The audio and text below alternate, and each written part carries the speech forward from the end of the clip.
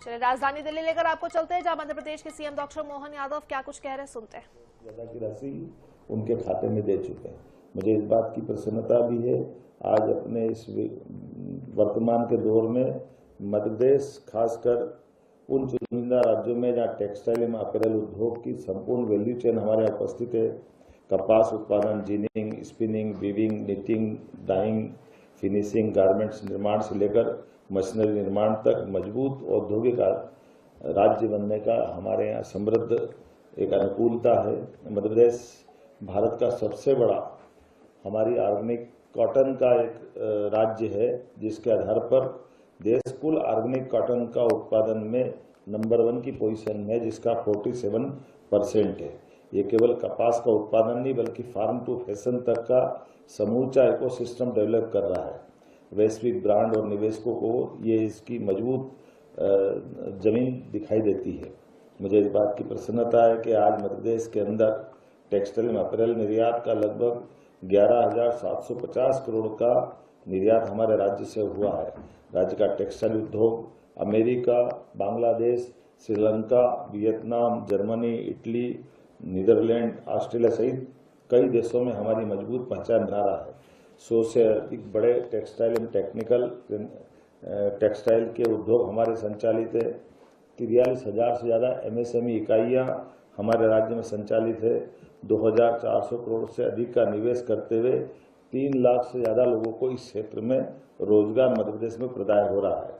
जैसे मैंने पहले बताया है कि हमारा PM मित्र पार्क के माध्यम से 20,000 करोड़ से ज्यादा निवेश के प्रस्ताव 30 से बड़ी प्रमुख औद्योगिक कंपनियां हमारे राज्य में आ चुकी है। इस परियोजना के पूरे होते हुए लगभग 44,000 से ज्यादा लोगों को रोजगार मिलेगा। 6 लाख से ज्यादा कपास उत्पादक किसानों को इस PM मित्र पार्क का लाभ मिलने वाला है। मध्य प्रदेश टेक्सटाइल, गारमेंट और फुटवेयर उद्योग के लिए देश में सबसे आकर्षक नीतियों के आधार पर अपनी एक विशेष पहचान बना रहा है और पात्र इकाइयों को पूंजी निवेश पर हमारे यहाँ 100% से लेकर 200% तक ब्याज में प्रोत्साहन देकर, अनुदान देकर के विद्युत शुल्क की प्रतिपूर्ति, भूमि प्रीमियम में छूट, स्टाम्प ड्यूटी में 100% की छूट, ऐसी कई प्रकार की योजनाओं के बलबूते पर निवेशकों को हम आकर्षित करते हैं और बड़े पैमाने पर महिला रोजगार के अवसर पाते हैं।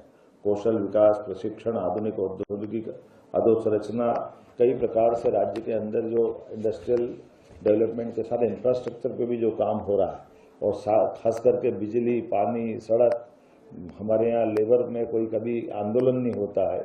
सस्ती लेबर, उपलब्ध लेबर और एक फेमिलियर वातावरण के अंदर काम करने का जो वातावरण है, उसके कारण से मध्य प्रदेश स्वतः ही देश के मध्य में होने के कारण से उत्तर, दक्षिण, पूर्व, पश्चिम हर क्षेत्र के निवेशकों को स्वतः ही आकर्षित करता है। मुझे इस बात की प्रसन्नता है। आज मैं उद्योग जगत के माध्यम से आपके लिए हमारे अपने राज्य की विशेषताओं के आधार पर जब मैं बात देख रहा हूं तो बीती GIS में मध्य प्रदेश में माननीय प्रधानमंत्री जी की मौजूदगी में 33 लाख करोड़ से ज्यादा के निवेश के प्रस्ताव हमको मिले थे। उसमें से 10 लाख करोड़ से ज्यादा के निवेश के प्रस्ताव आज धरातल पर उतर चुके हैं। ऐसे में GIS हम दोबारा 2027 में करने वाले हैं और उम्मीद करेंगे कि इस बार की GIS बीते समय के सारे रिकॉर्ड तोड़ेगी। टेक्सटाइल, गारमेंट्स और फुटवेयर की और नई वैश्विक ऊंचाइयों तक जाने के लिए हमारी सरकार प्रतिबद्ध है, संकल्पबद्ध है। मैं अपनी ओर से भारत सरकार के मंत्री माननीय गिरिराज सिंह जी और उनके पूरे मंत्रालय को को पार्टनर बनने के लिए भी हमने अपना भूमिका निभाई और उम्मीद करेंगे और भी आवश्यकता पड़ी मध्य सरकार बढ़ कर। धन्यवाद।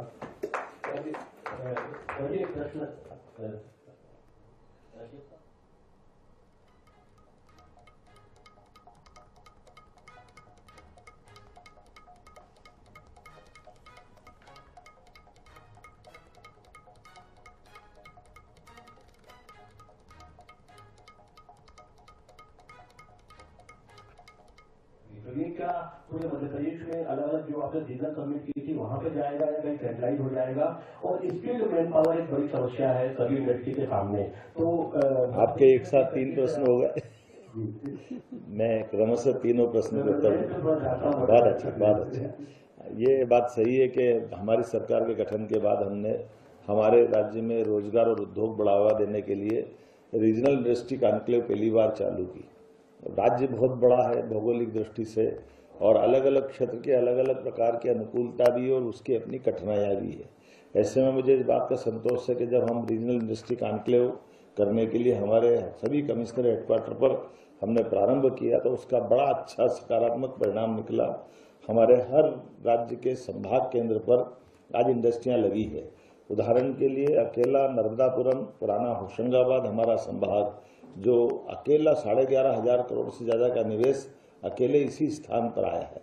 रीवा कभी सोच नहीं सकते थे कि वहां कोई आईटी पार्क आएगा या निवेशकों के लिए कोई अनुकूलता होगी। बल्कि मुझे तो आश्चर्य लगता है कि हमारे राज्य के अंदर हमारे ग्वालियर जबलपुर जैसे स्थानों पर भी लोग उद्योगपति, बल्कि भोपाल में भी जीआईएस पहली बार हुई।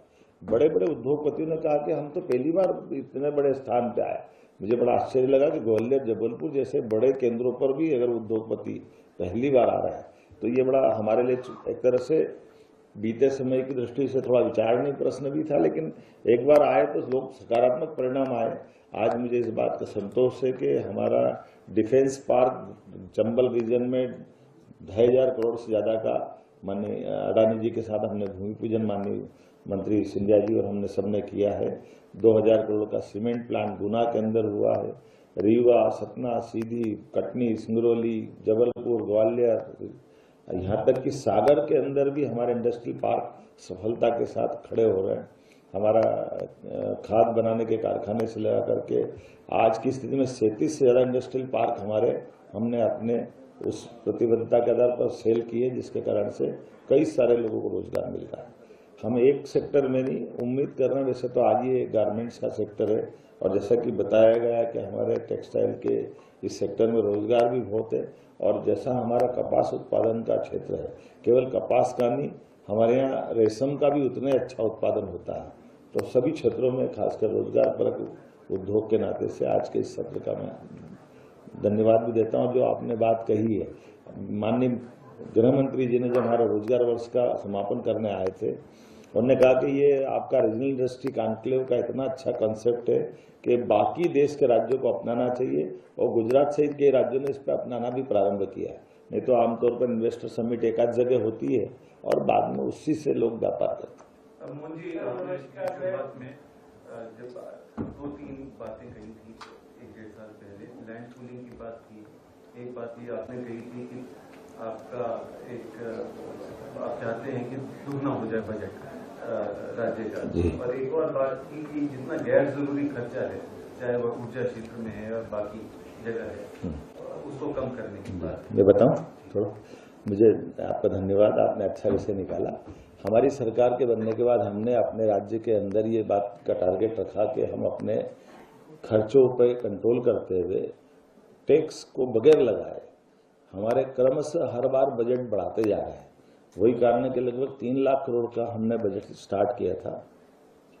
ये तीसरा बजट हमारा 4,38,000 करोड़ तक पहुंचा है। ये क्रमशः और बढ़ते जा रहा है। जब भी आप जानते हैं कि इस बार वैश्विक चुनौतियां थी, कई प्रकार की चुनौतियों के बावजूद भी हमारा बजट हर बार बढ़ता जा रहा है। दूसरा, खर्चे कंट्रोल के लिए हमने अपने लिए जो विशिष्ट विभिन्न प्रकार की सब्सिडी जो थी उसको कम करते हुए, जैसे उदाहरण के लिए हमारी लगभग 20,000 करोड़ की हमको एक अपने किसानों को सब्सिडी देना पड़ती, तो हमने सोलर एनर्जी उनको प्रोत्साहन देते हुए किसानों अन्नदाताओं को आय का साधन भी बनाया और उनकी बिजली वो उत्पन्न करे और हमको कम खर्च में पड़े, हम बिजली ज्यादा खरीद भी लेंगे। ऐसे कई प्रयोग हम कर रहे हैं जिसके कारण से हमारे सोलर पार्क भी दे रहे हैं, सोलर पंप भी दे रहे हैं। तो दूसरा ये करा। और तीसरा, हमारे राज्य के अंदर हमारे अपने जो वहीं से बड़े हुए जो उद्योगपति हैं उनको बढ़ावा देने के लिए, लोकल लोगों को प्रोत्साहन देने के लिए भी बहुत तेजी से काम कर रहे हैं। और साथ ही साथ हमने कहा कि राज्य के अंदर केवल निवेश या अनुकूलता के लिए अकेला एक राज्य पर्याप्त नहीं होना चाहिए, आसपास के राज्यों से भी सौहार्दपूर्ण संबंध होना चाहिए। तो पानी के बंटवारे को लेकर राजस्थान के साथ हमने बंटवारा नदी जोड़ों में पार्वती काली सिंह चंबल के साथ किया, केन बेतवा नदी जोड़ो हमने अपने राज्य के साथ यूपी का बंटवारा किया साथ में। इसी प्रकार से टूरिज्म से लेकर वेलनेस तक ऐसे कई सेक्टर में बाकी राज्यों से भी हम परस्पर स्वस्थ प्रतिस्पर्धा भी, लेकिन एक दूसरे समन्वयकारी दृष्टि से आगे